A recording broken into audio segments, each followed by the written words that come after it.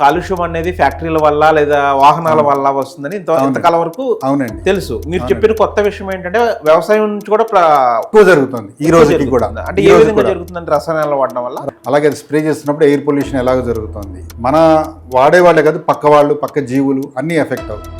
అంటే ఇప్పుడు మనకి ప్రాణాంతకం అనేది సిగరెట్ లేదా ఆల్కహాల్, మందు అంటారు. ఇప్పుడు మీరు చెప్పిన విధానం ప్రకారం రసాయనాలు చల్లే రైతులకి అవి తినే మనకు కూడా ప్రమాదమే అంటారు. ఒకటేమో ఆరోగ్యపరమైన నష్టం, ఇంకోటి ఆర్థికపరమైన నష్టం.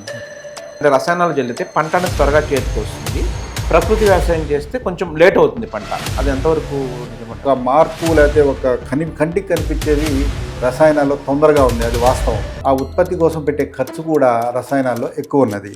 అలాగే దానివల్ల వచ్చే ఆరోగ్య సమస్యలు, వాటికి పెట్టే ఖర్చు ఇవి కూడా ఎక్కువ ఉన్నాయి.